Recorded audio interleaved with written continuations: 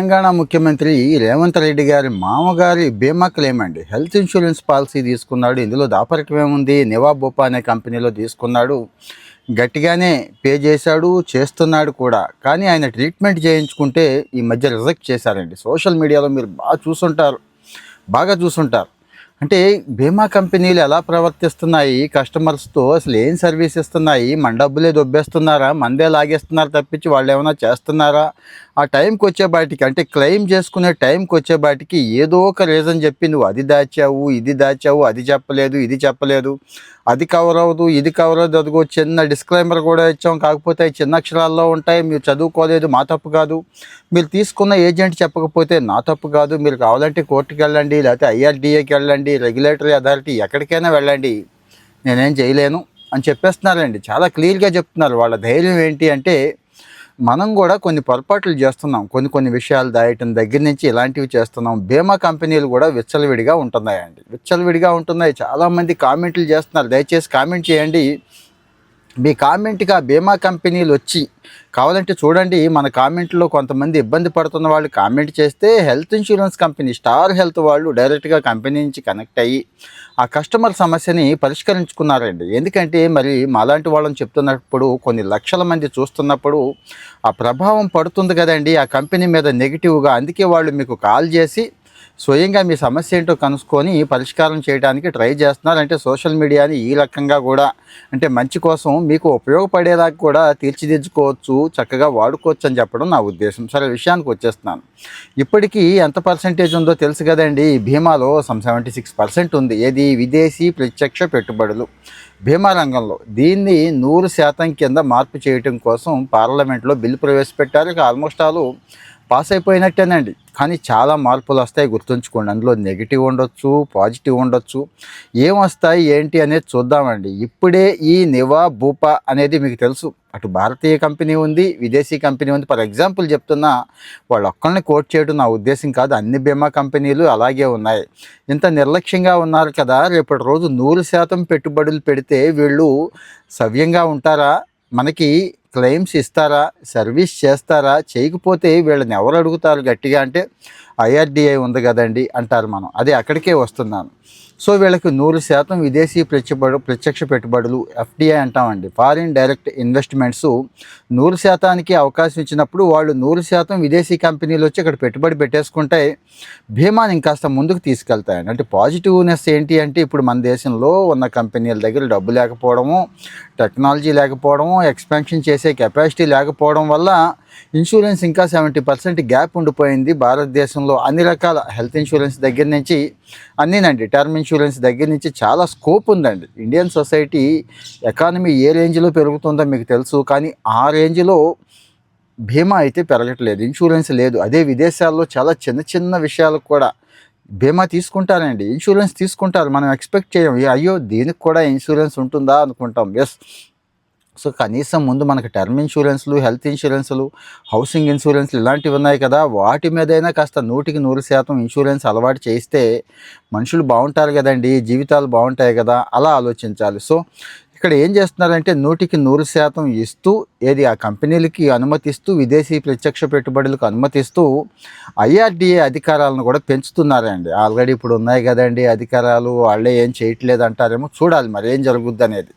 Insurance regulatory అనేది స్వతంత్ర ombudsmen లాగా పనిచేస్తుందండి. యాక్చువల్గా అయితే మనలాంటి వాళ్ళం ఏదైనా కంప్లైంట్ పెట్టుకుంటే దాన్ని వెంటాడేయాలి, కంపెనీలను పిలిపించాలి, మాట్లాడాలి. అదిగో ఆయన ఆ క్లెయిమ్ ఇలాగా పెట్టుకుంటున్నాడు, ఆయన కంప్లైంట్ చేశాడు, మీ కంపెనీ ఏంటి, పరిస్థితి ఏంటి, అతనితో ఏ రకమైన ఒప్పందం ఉంది, పాలసీ ఎలా ఇచ్చారు, ఇస్తున్నప్పుడు అతనికి ఏం చెప్పారు మీరు కానీ ఏజెంట్ కానీ, మీ ఏజెంట్ చెప్పినా కానీ మీదే బాధ్యత కదా, మీరు అన్ని విషయాలు వాళ్ళకి చెప్పారా, ఇవన్నీ కూడా అడగాలండి.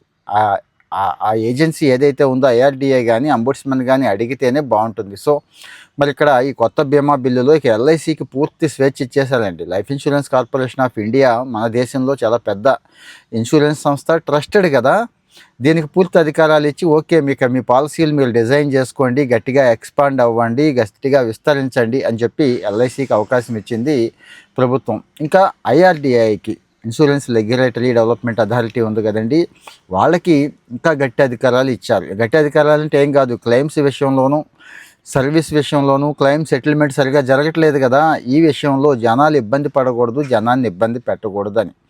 సో ఇది కొత్త బీమా చట్టం. పాత బీమా చట్టం ఇప్పుడుది కాదండి. 1938లో ఎల్ఐసి చట్టం అని ఒకటి చేశారు, అప్పటిది ఉంది. తర్వాత 1956లో ఐఆర్డిఏ సంబంధించి చట్టం చేశారు. తర్వాత 1999లో కొన్ని మార్పులు చేశారండి. అదే ఇప్పటికీ నడుస్తోంది. అదే బీమా కంపెనీ, అదే ఇప్పుడు 76% ఎఫ్డిఐలు ఇప్పుడు ప్రెజెంట్ ఉన్నాయి అనుకున్నాం కదా, అదే రన్ అవుతోంది. ఇప్పుడు 100% పెట్టారు. ఈ 100% పెట్టబడడం వల్ల ఏంటి ఉపయోగం అంటే, డైరెక్ట్గా ఫారిన్ ఇన్వెస్ట్మెంట్స్ వచ్చేస్తాయి. జరిగే మేలు చెప్పుకుందామండి. వాళ్ళు మంచి ఎక్స్పాన్షన్ చేస్తారు. మనం ఇండియాలో ₹1 పెట్టాల్సిన అవసరం లేకుండా వాళ్ళే పెట్టుబడి పెడతారు, వాళ్ళే మంచి డిజిటలైజేషన్ చేస్తారు, మంచి సర్వీసెస్ ఇస్తారు. నేను అనుకోవడం ఇంకా పాలసీలు తగ్గే అవకాశం ఉంటుందండి. మొన్న మీకు తెలుసు కదా, జిఎస్టీ చేంజెస్ చేసినప్పుడు 0 చేసేసారు ఇన్సూరెన్స్కి. సో ఇన్సూరెన్స్ ట్యాక్స్ అనేది ఏమీ లేదు కాబట్టి ఇంకాస్త ఎక్స్పాన్షన్కి అవకాశం ఉందని చెప్పినా కానీ అనుకున్నంత ఎక్స్పాన్షన్ రాలేదండి. అంటే మనం ఏదైతే ఎక్స్పెక్ట్ చేస్తున్నామో అంత రాలేదు కాబట్టి ఇగో 100% ఎఫ్డిఐలకి అవకాశం ఇచ్చినట్టున్నారు. సో ఇక్కడ ఇప్పుడు లోకల్ కంపెనీలు ఆ కంపెనీలతో పోటీ పడాలి. ఆల్రెడీ కొంత పర్సంటేజీ ఉంది ఎఫ్డిఐ, ఈసారి ఇంకాస్త పోటీ పెరిగిద్ది. వాళ్ళు వచ్చి వాళ్ళంతటా వాళ్ళతో పోటీ పడతారు. ఏది విదేశాల నుంచి 4 కంపెనీలు వస్తే వాళ్ళ మధ్య పోటీ ఉంటుంది. మన కంపెనీలు ఆల్రెడీ ఎగ్జిస్టింగ్ కంపెనీలు ఉన్నాయి కదండి, ఇక్కడవి లోకల్ ఇండియన్ కంపెనీలు, వీళ్ళు కూడా పోటీ పడాలి. ఈ పోటీలో పాలసీ చౌక్ అవుతుంది, రూపాయి తగ్గుతుంది, సర్వీస్ క్వాలిటీ పెరుగుతోంది, కొన్ని సౌకర్యాలు సర్వీసులు మనకైతే అందుతాయి. క్లెయిమ్ సెటిల్మెంట్ రేషియో కూడా కాస్త వేగంగా ఉంటుంది. అంటే స్పీడ్గా వాళ్ళు రిజాల్వ్ చేసేస్తారు మన ఇష్యూస్. కస్టమర్కి ఓవరాల్గా మంచి సర్వీస్ అందుద్ది అనేదండి. ఈరోజు రేపు అంతా డిజిటల్ పాలసీలే కదండి, కానీ డిజిటల్ పాలసీలో కూడా చాలా తప్పులు ఉన్నాయి, చాలా లోపాలు ఉన్నాయి, మనం గమనిస్తున్నాం అవి. సో ఇంకాస్త మంచి డిజిటలైజేషన్ని, అంటే ఇంకాస్త ఎఫెక్టివ్ డిజిటలైజేషన్ తెచ్చుకుంటారు. ఏఐ ఏదైతే ఉందో, ఏఐ ఇంటిగ్రేషన్ అన్ని చోట్ల ఉంది కదండి. ఏఐని కూడా వాడితే బ్రహ్మాండమైన కస్టమర్ సర్వీస్ ఇవ్వచ్చు, బ్రహ్మాండమైన సెటిల్మెంట్ రేషియో చేయొచ్చు. అలాగే ఇప్పుడు కొన్ని కోట్ల మంది ఫీడ్బ్యాక్ ఉంటుందండి బీమా కంపెనీల దగ్గర. మనలాంటి వాళ్ళు మాట్లాడుతూ ఉంటాం కదా కాల్ సెంటర్లతోనూ వాటితోనూ. ఆ వాయిస్ డేటాని జాగ్రత్తగా అనాలిసిస్ చేసుకుంటే సెంటిమెంట్ అనాలిసిస్, మూడ్ అనాలిసిస్ చేయొచ్చు. అంటే ఆ కంపెనీ పట్ల, ఆ పాలసీ పట్ల జనం నెగిటివ్గా ఉన్నారా, పాజిటివ్గా ఉన్నారా, జనం ఎక్కడ ఇబ్బంది పడుతున్నారు, ఏ విషయంలో బీమా కంపెనీని తిట్టుకుంటున్నారు అనేది తెలిసిపోతే మంచి సర్వీస్ ఇవ్వచ్చు కదండి. అలాగే డేటా, ఇంకా కోట్లాది మంది డేటా ఉంది. ఏ రకమైన పాలసీలు ఎక్కువ వస్తున్నాయి, ఏ రకమైన రోగాలు ఎక్కువ ఉన్నాయి. ఫర్ ఎగ్జాంపుల్ హెల్త్ పాలసీ తీసుకుంటే క్లెయిమ్ సెటిల్మెంట్ ఏ రకమైన రోగంలో, ఏ రకమైన ఆసుపత్రిలో, ఏ రకమైన ఏరియాలో ఎక్కువ ఇబ్బంది వస్తుంది అనేది వాళ్ళు అనాలిసిస్ చేసుకోవడానికి. అంటే డిజిటలైజేషన్ అంటే ఎంతసేపు పోర్టల్లో పాలసీకి అప్లై చేసుకోవడానికి, పాలసీ రెన్యువల్ చేసుకోవడానికి, యాప్లు తయారు చేయడానికి కాదండి. ఈ సర్వీసెస్ అన్నీ ఇవ్వచ్చు, అనాలిసిస్ చేసుకోవచ్చు. అనాలిసిస్ బేస్డ్ సిటిజన్ సర్వీసెస్ ఇచ్చే అవకాశం ఈ బీమా కంపెనీలకి ఇప్పుడు ఉంటుంది. కానీ కొంతమంది వాడుతున్నారు, కొంతమంది ఇంకా స్టీరియో టైప్లో పాత పద్ధతిలోనే ఉన్నారండి. ఏదో ఆ డేటా తీసుకుంటారు, ఎక్సెల్లో వేసుకుంటారు, లేకపోతే చిన్న చిన్న టూల్స్ వాడుతున్నారు, కానీ మిగిలింది లేదు. సో నా వరకు నేనైతే ఇది జరిగితే బాగుండు అనుకుంటాను. ఏది విదేశీ కంపెనీలు వచ్చి ఇన్వెస్ట్ చేసినప్పుడు మంచిదే. మనం బీమా ఎక్స్పాన్షన్ అనేది కావాలి, అందరికీ బీమా చేరాలి, రూపాయి తక్కువకి వెళ్ళాలి, at the same time service అందాలి. విదేశీ కంపెనీలు వచ్చి ఏదో మోసం చేసి పోయినట్టుగా ఉండకూడదు. ఇంతకుముందు చాలా ఎక్స్పీరియన్సెస్ ఉన్నాయి మనకి. సో అవన్నీ కూడా, వాటన్నిటికీ కూడా చెక్స్ అండ్ బ్యాలెన్సెస్ గవర్నమెంట్ పెడుతుందని నేనైతే అనుకుంటున్నాను. పెట్టకపోయినా జాగ్రత్తగా వినండి. ప్రశ్నించే సమాజం ఉన్న చోట అన్ని పనులు అవుతాయండి. మీకు తెలుసు, అంబుడ్స్మెన్ ఉంది, ఐఆర్డిఏఐ ఉంది. ఆ బీమా కంపెనీకే గుర్తుంచుకోండి, గ్రీవెన్స్ పోర్టల్ ఉంది, గ్రీవెన్స్ అధికారి ఉన్నాడు. ముందు బీమా కంపెనీతో మొదలెట్టండి, అప్లై చేయండి, వాళ్ళతో మాట్లాడండి. ఆన్లైన్లో మీ క్వరీ ఏదైతే ఉందో రైస్ చేసి వెయిట్ చేయండి. అవ్వలేదు, ఐఆర్డిఏకి వెళ్ళండి. అవ్వలేదు, సిపి గ్రామ్స్ అని ఒక పోర్టల్ ఉంది. నేను చాలా చోట్ల చెప్తున్నాను, ఇది మళ్ళీ మళ్ళీ గుర్తు చేస్తున్నా. ప్రధానమంత్రి గారికి ఇచ్చుకున్నట్టే సిపి గ్రామ్స్లోకి వెళ్ళి మీరు అక్కడ రిజిస్టర్ చేసుకుంటే ప్రధానమంత్రి గారికి ఇచ్చినట్టే. డైరెక్ట్గా అక్కడి నుంచి department of public services and affairs ఉంటుందండి, డిఆర్పిజి అంటాం మనం. వాళ్ళు గుడ్ గవర్నెన్స్ అండి, వాళ్ళు ఆ నోడల్ ఆఫీసర్కి పంపిస్తారు. ఎవరికి? బీమా నియంత్రణ ఐఆర్డిఏలో ఒక నోడల్ ఆఫీసర్ ఉంటాడు, ఆయనకి పంపిస్తారు. ఆయన పర్సనల్గా తీసుకుంటాడు. ఐఆర్డిఏ వాళ్ళ మీద అవసరమైతే మొట్టికాయ వేసైనా కానీ మీ పని చేయిస్తాడు. సో ఫైనల్గా సిపి గ్రామ్స్ని వాడుకోండి అని చెప్పడం నా ఉద్దేశం. ముందే సిపి గ్రామ్స్కి వెళ్ళిన దగ్గర నుంచి ముందు బీమా కంపెనీకి మీరు పెట్టుకున్నారా, అర్జీ పెట్టుకున్నారా, మీ రిక్వెస్ట్ ఏదైతే ఉందో అడిగారా అని అడుగుతారు. తర్వాత ఐఆర్డీఐకి వెళ్ళారా అని కూడా అడుగుతారు. సో ఈ 2 స్టెప్స్ అయిపోయిన తర్వాత ఫైనల్గా సిపి గ్రామ్స్కి వెళ్ళండి. ఇంకా చాలా చాలా డౌట్లు ఉంటున్నాయి మన వాళ్ళకి ఇన్సూరెన్స్ విషయంలో. నేను ప్రాక్టికల్గా నాకు తెలిసినవన్నీ కూడా నా జీవితంలో జరిగినవి, చుట్టూ జరిగిన అనుభవాల నుంచి తీసుకొని మీకు ఎక్స్ప్లెయిన్ చేసేస్తున్నాను.